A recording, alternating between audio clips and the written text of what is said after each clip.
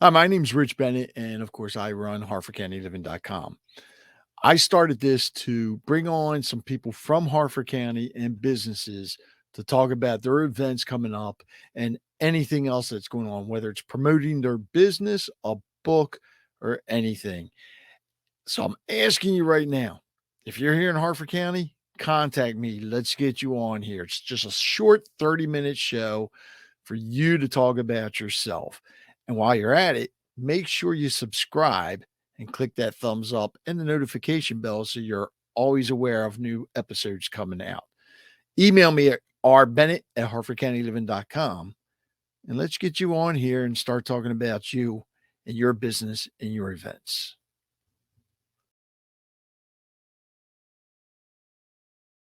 Hey guys, it's Joe Ayler, Tar Heel Construction Group. We are here in Abingdon, Harford County, Maryland. Just to let you guys know, we're Tar Heel Construction Group. We are a local home improvement contractor focusing on roofing, siding, and gutters. Give us a call at 410-638-7021 or reach out to us online at tarheelconstructiongroup.com. Have a great day.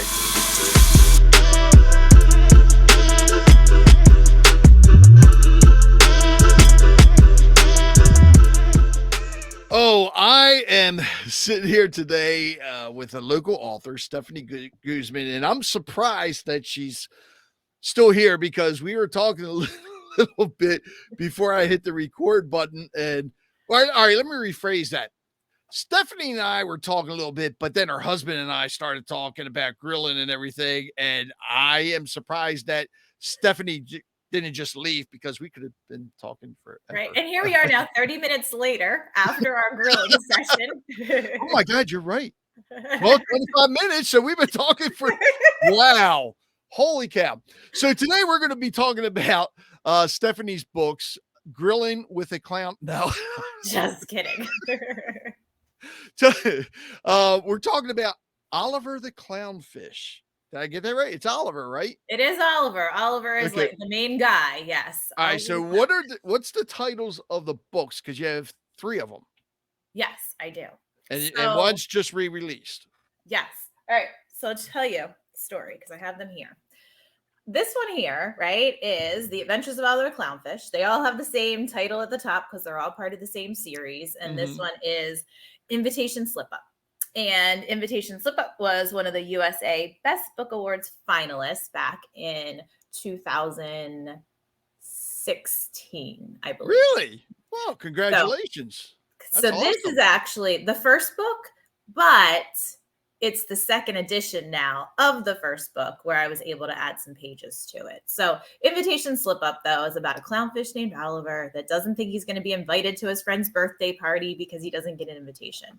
So as he travels through the story, he finds out that he really was invited. It was just a misunderstanding between him and his friends. So I'm trying to teach kids to talk to each other when they have a problem instead of just getting upset.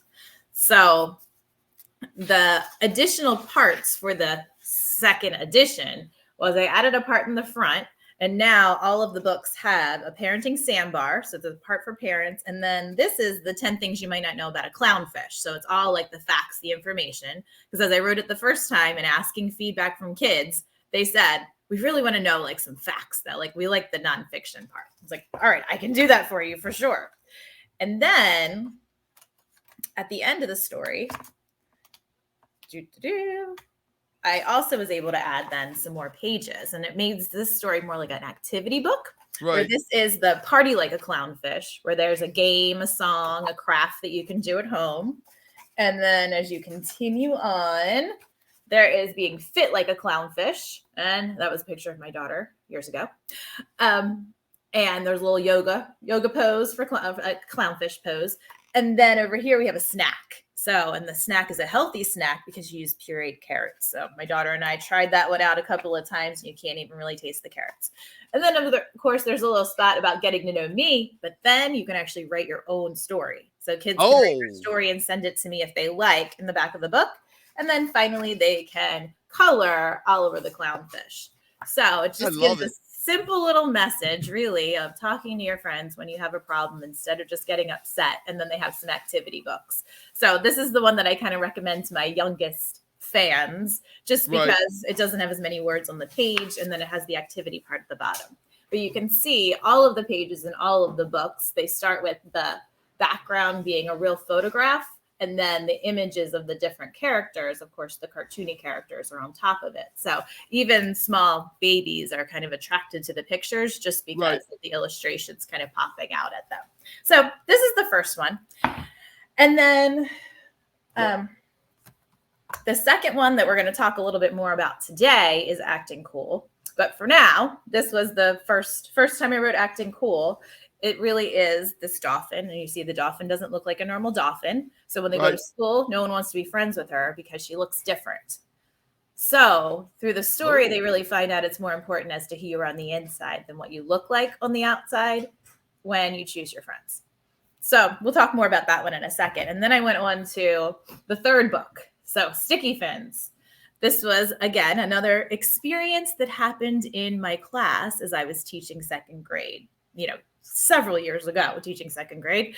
And in this one, it's called Sticky Fins. And you can see there's a octopus. And the octopus takes things that don't belong to him. So Oliver sees this stealing going on and has to decide, what is he going to do? Is he going to take things along with his friend, or is he going to convince his friend to do the right thing and put the objects back, of course, for his friends?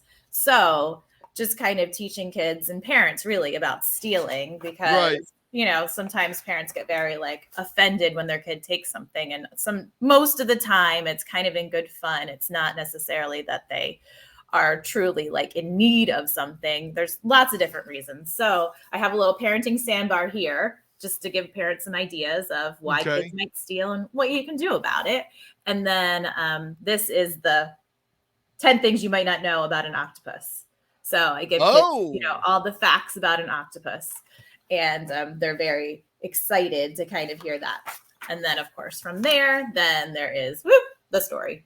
And it's just like the other ones in the sense that there's the real photograph and then the images that are laid over on top of the book. Who did the illustration? Because those illustrations are phenomenal. Well, that takes me back to, Imitation Slip Up, right? The person who illustrated this was P.S. Babu. He was a man who was from India, never actually met him, right? When I start thinking about my journey of how this even all started, it really started when I was teaching second grade. I went to the library looking for books, basically, that helped kids deal with difficult situations or different things that came up. And all I could find at that point in time, because this was 2001 when I started teaching, all I could find was nonfiction, informational things of what to do in this situation or that situation. And it's no, I just need a friendly little story to read to my second grade class, and then we can kind of talk about the real issues. So that was I started with the idea. And then my dad had a company called selfpublishing.com. So he was in the business of helping people that were interested in publishing their own books be able to do it. At that point in time in 2001, it was just paperback books, and of course books with no color, just the black and white, just typical trade books that you would see. But he wanted to move into children's books and illustration, because that's a whole different, world there. When you kind of bring in the print and the illustrations together. So that was kind of how I got started with the whole thing. So my dad found the illustrator. It happened to be someone that he was making connections with through his company, but we lost touch with him after the first tsunami. Never heard from him again. Because again, it was all technology that we ever talked through technology. Right. So I knew I needed to move on. But really, a lot of the credit with the illustrations goes to this man that I never met, because I told him really what I wanted, and he was really able to kind of give me his thinking, his version of it. So we, tweaked a lot of things, but this was kind of what we came up with the real picture and then the illustrations that kind of overlaid on top of it. So then from there, with Acting Cool, this was done by a company called Thompson Digital. When we got to the point, when we got to the point of asking, well, who did the illustrations? They would not tell us who actually did the illustrations. Really? So all a learning process, right? I mean, everything you do, you're kind of learning along the way. So I just abbreviated it and put TD at the bottom, that because I Okay. wasn't going to have an actual company name on the cover of my book of someone that I didn't know. So Right. then I was like, all right, Dad, you've been very helpful, but I think I'm going to like think a little bit more on my own now that, and since that point, he did get some actual illustrators and all of that. But my dad lived in New York. I'm from Maryland, always been from Maryland. Right. And, went to Towson University myself for my master's. I was able to find an art student at Towson University who wanted to build their portfolio at the same time that I was trying to get Sticky Fins together. Smart thinking there. So her name was or is Amy Barsarak. I think I said that correctly. But so we had a couple of meetings together at Panera Bread and we talked about illustrations. I showed her the other books and, told her that they needed to be similar in look since it was a series. They practically look exactly the same. She was able to take what she could from, the other books, right, and then add in the new character. So in this one, she was adding in the octopus. Oh, okay. To the story. And then, but you had to still draw them in order to move them, around to different places. I mean, the artwork is just amazing in them. And actually something if you can explain this to everybody, because you mentioned this before we started recording about Oliver. Okay. And another movie. Oh, wow.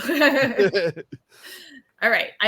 When we started talking, I said, my journey's been going on for a while, right? It's kind of like the slow and steady. Not sure if it really wins the race, but slow and steady, because this truly is my part-time job. And I'm a reading specialist and gifted and talented specialist right now. So I kind of do this on the weekends in the evening. It's kind of just it's more than a hobby. It's more of a passion of mine, especially trying to get the word out to kids. But I started back in 2001.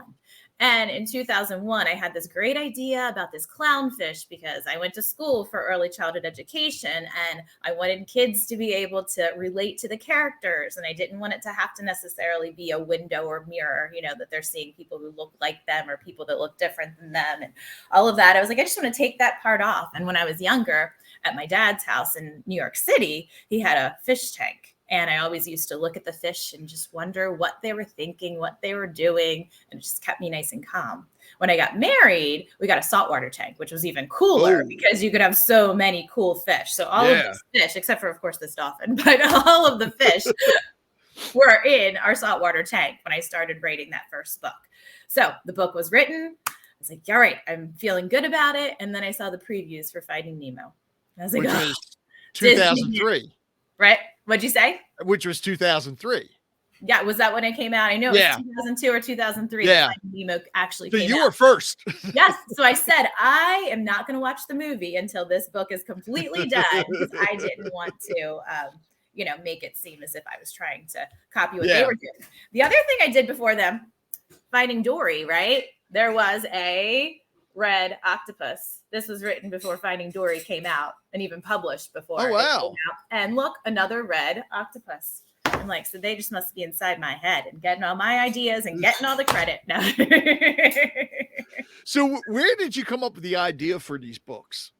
So the ideas for the books really came from teaching second grade.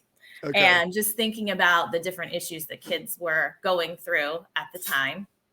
And thinking of things that are kind of timeless too, because, there's always going to be some type of issue with stealing. Like it's always just going to be, we're human. I mean, it's going to be out there and it's important to kind of, talk about it and move forward from there. As far as friendship, like there's always going to be, issues. I mean, I even remember when I was in school, it was all about what you look like and how you, went about getting your friends, what designer clothes I went to school right here in Harford County, but it was still like, oh, what are you wearing and this and that. And it's just, I think, heightened even more as years and years have kind of gone by.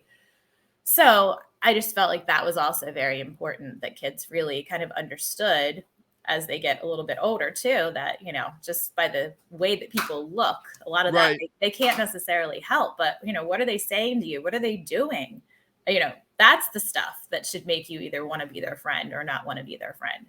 So I feel like we're very judgmental as a society a lot of times. So it sounds like to me, these books are not just for kids to read, but actually for the parents to read with the kids, because I believe the parents can learn a lot from them as well.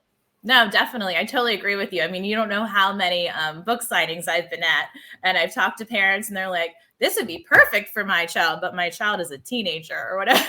Like, or sometimes you'll be surprised. Yeah. I mean, I was like, yeah, I mean, actually, that was part of my thought coming out with it. It's like, what's going to be kind of timely because, there's a lot now. My next book that I'm going to have, we're in the process of working on it. My daughter's going to do the illustrations for that book. But with that one, I kind of just looked to see what's school like now, like post-COVID, and how are kids acting? What are some things that I'm kind of seeing working in the school? And one thing I see a lot is that when things get difficult now, kids just want to give up. Like that whole idea of perseverance and like keep going. And, oh, I'm just not good at that. No, well, you got to actually try a little bit. Like you got to do it a couple of times. Like it's okay to fail in order to get, further along. You have to fail to succeed sometimes. Right. Yeah. And that's a lot of times in life, really. Yeah. So, I mean, just trying to, get that message out to kids too, that, you're not always going to be the best at everything and you're not always going to be the best the first time that you do it. But just because you're not good at it doesn't mean that you shouldn't continue. Right. So I was look how many successful, entrepreneurs and CEOs out there have failed. Right. I mean, even thinking of, I'm sure everybody or even athletes knows about Michael Jordan, right? That's what I was just thinking of. Yeah. Make the team and didn't make the team and couldn't whatever. And it was only really through his perseverance that he became who he is. Yeah. I mean, even in high school, he was having hard times making the team. Actually, I don't even know if he made the team in high school. But yeah, but he didn't give up. He didn't stop. Right. So, that's amazing. So that's where I'm headed, with the next book. And then from there, who knows? We'll see. My goal when I started the series, so it was really first published in 2005. When I started in 2005, at the very end of the book, I said I wanted a series of 5 books. So I have not given that up. So we're going to have 2 more. Okay. We're working on the last book with like the main character. Like, who's it going to be? Thinking possibly about a crab because, we live in Maryland and crabs are just so central. Makes sense. Here. But I mean, do crabs really hang out with clownfish? They really don't live in the same water, but what about the horseshoe crabs? Yeah. I mean, you figure you see them a lot in Ocean City. I know. You do. So they are ugly. They are. So anyway, the other character's a little work in progress, but yeah, so I'm kind of excited that I've kind of picked it up again. I feel like I took a couple of years off, just really focusing on my family, and my dad passed away and just kind of getting through all of that. And we kind of sold off his company. And so I'm just doing what I think I can do, trying to spread like the positive message to kids. And when's the re-release of the book? So back to, right. This is why we're here, right? Back to Acting Cool. So this is coming out officially on Saturday, but I will be at Kathy's Corner store this Friday from 5 to 7 in Northeast. Oh, okay. I was going to say, wait a minute, where is that at? I've never heard of that place. Kathy's in Northeast. Lovely woman. So I'll be in Northeast this weekend. And my plan, because I am full-time teaching still, is that every month of the launch, I'll be at a different place. So I'm starting to line up some of the other places that I'm going to be. And I use my Facebook site and also, my website, which is just olivertheclownfish.com, in order to kind of spread that message and news and just where I'll be and when I'll be there and all that good stuff. So with Acting Cool, the first time around, it was Dove approved. So I have the little sticker on there that's just already in the book. Dove approved for all ages. It did get that award. And I wanted to, ever since I did the 3rd book that had the parenting sandbar and the 10 things you might not know about. So this one, the parenting sandbar, has to do with peer pressure. Because there really is a lot of peer pressure on Oliver to not be friends with somebody who looks different by some of his other friends. So give the parents this kind of information about that. And then this is the 10 things you might not know about a dolphin. Interesting. So kids will get a chance to, read and find out, like, dolphins have no sense of smell, right? Didn't really know that. I didn't know that. Right. And the cool part is, as I was developing this, I had, I believe it was 8 things. And then I put it out there to different social media sites to give me the last 2. So I was like, I have this, kind of like vote on your favorite one. So one of them they came up with is that it's believed that dolphins give themselves names by developing their own individual whistles. I know. Interesting. I had no idea about that. And then, this is the one I did know, but it's important for kids to know too. To locate objects in water, dolphins use echolocation by making clicking noises. Huh. So that they can see each other. So anyway, there's a lot of good information in here as far as facts and things that kids may not already know. And then they go about, reading the story. And as you can see, there's more words on the page than there is an invitation slip up, because I'm trying to kind of, start with a little bit easier and kind of build up as they read the rest of the books. So at the very end of this story, I don't have all of those extra pages, but I do have like a revised, most recently, right, get to know the author, which includes some questions that you can kind of do a little quick check about the book if parents are wanting to ask their child questions about the book. Sometimes I just don't know what to ask them. So I stuck it back here so that they could go ahead and do that. And of course, there's the QR code. Yep, there is the QR code right in there that's going to lead you right to the website. Oh, God, smart. Just trying to make it easy, just trying to make it easy. All right, so when you were in school, did you originally want to be a marine biologist?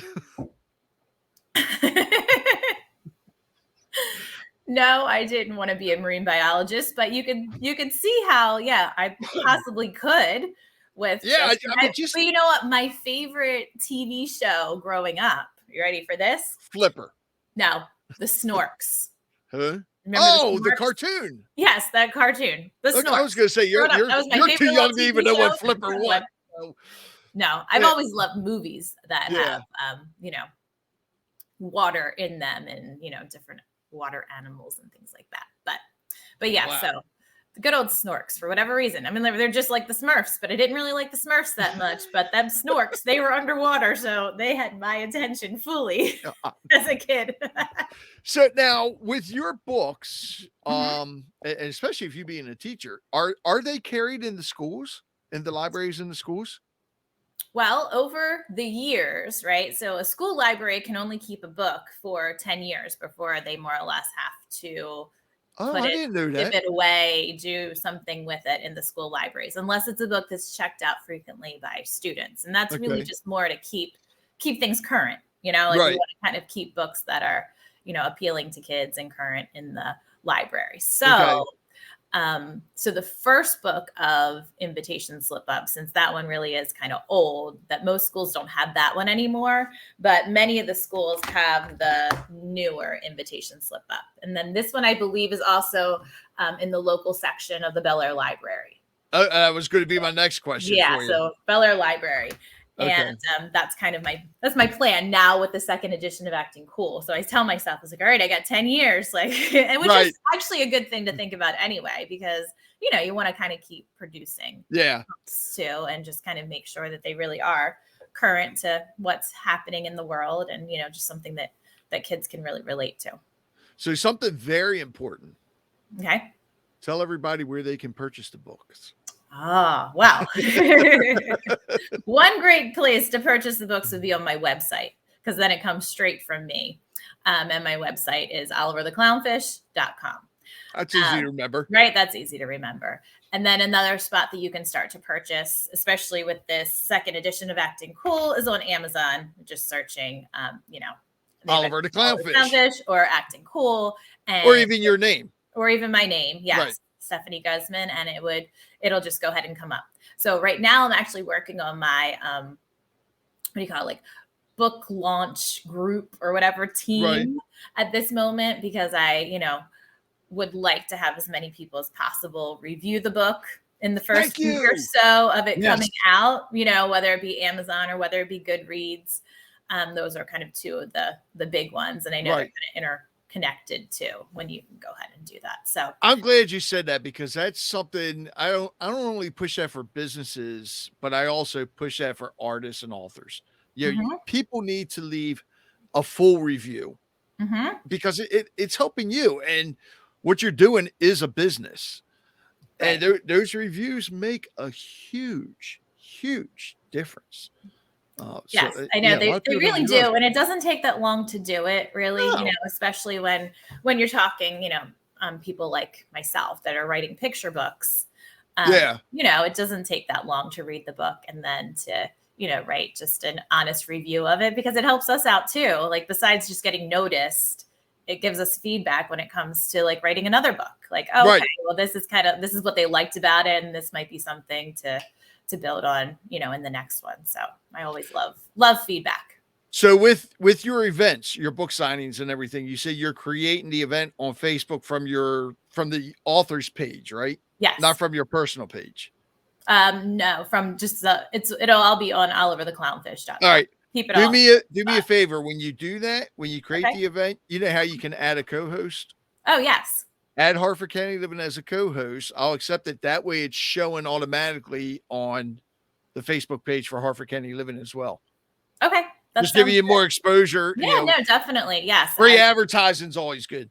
Definitely. Yeah, that's wonderful. Especially, it's like, it's fun being a local author, but it does take time. It takes a lot of attention, okay, coming back to it. And, but I tell you, like, when I go to schools for school visits, that's one of my favorite things to do. Talking to the kids. Kids don't care whether, I'm myself or I'm Jan Brett, or, they don't know the difference in authors. They just know that you're an author, and wow, this is pretty cool that you wrote this book.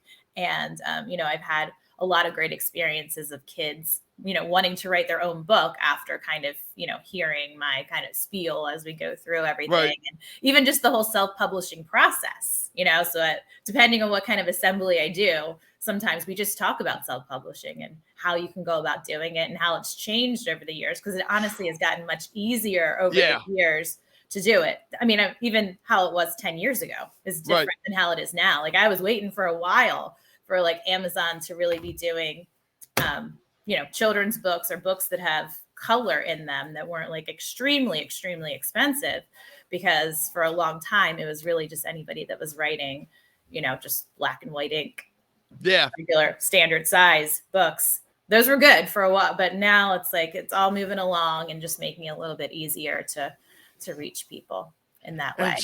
And one of the things I've noticed too, and I've said this before, and I don't know if the field's growing or what, but it just seems like there are so many more local authors out there, which I love. I love it. And I mean, some people are like, oh, but you're in competition. And no, I mean, I think having more of us makes us even greater. I love connecting with other local exactly authors, and because I feel like we easily learn from each other just in a single conversation. Right. And it's just like, I always look at it as partnerships. Like, why wouldn't you recommend somebody else's book? If it's a good book, I mean, I do the same thing with the podcast. I do the same thing, with my other business. I'd look at it as a partnership. I don't want a competition.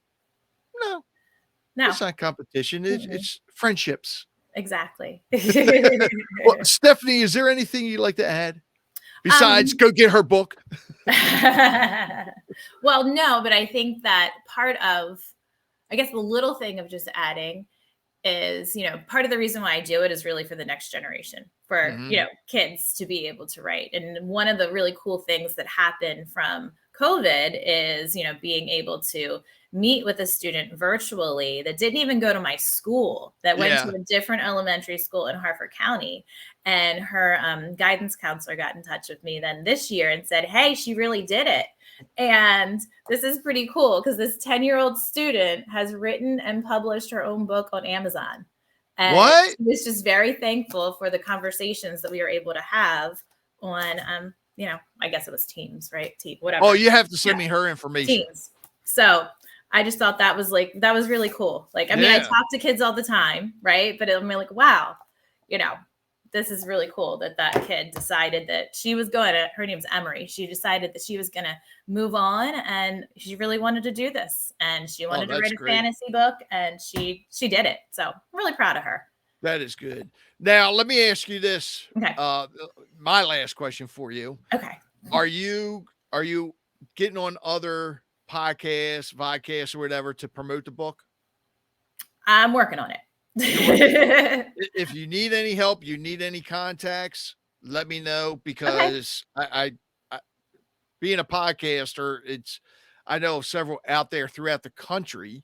Okay. Which is important. I think a lot of times your local authors only focus on their local area. Mm-hmm. Well, guess what? People read books everywhere. Yes. So if you want some contacts, just let me know and I'll be more than happy to give you some. All right. No, that would be great. I'm definitely still in this like slow and right. do my day job during the day, and then I kind of do this here and there at night and trying to send emails and like I said, it's a business. It's a lot of work. That's right. It really is. Yeah, it is a business, but I enjoy it. Well, first of all, everybody go get the book. Not just for your kids, get it for yourself too. And even if you say, I don't have kids, maybe you have grandkids, nieces, nephews, your friends have kids. And it's funny that you mentioned that, because this is what I'm working on, and maybe you can help me out with too. Okay. That I have all of the books are available down at Bethany Beach Books and Browse About Books, down at the beach, because everybody, I love the beach, of course, right? Being by the water and all of that. Well, it's Oliver. It makes sense to be by the beach. Gotta be at the beach. But one of my customers, when I was just talking, she's like, "Oh, this would be wonderful, but I have no kids in my life. What you should do." I'm like, okay, what should I do? Is partner with some type of organization in order for then us to buy the book, and then you give the book to the organization and they give it to the kids. So that's where I am in my mind.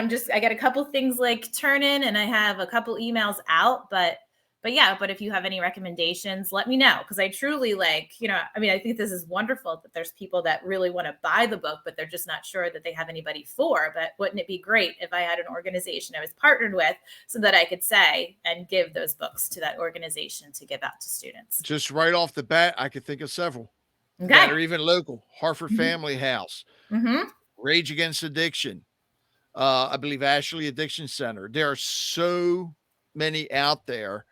That even the Boys and Girls Club. So there you go. Yeah, there you go. Right. So it's like there are, and it's like, okay, what am I going to go with? Yeah. So, but anyway, that's a great idea. That's the story. Stephanie, I want to thank you so much again, and don't forget, summertime. You and your daughter have to come on in the summer, not on the regular podcast, Conversations with Rich Bennett, so we can talk about the other books that are coming up. All right. That sounds great. Sounds good. And let your husband know if he wants to send any of that brisket my way. I'm fine with that. You will not object. Take care, Stephanie. Thanks a lot. All right. Thank you.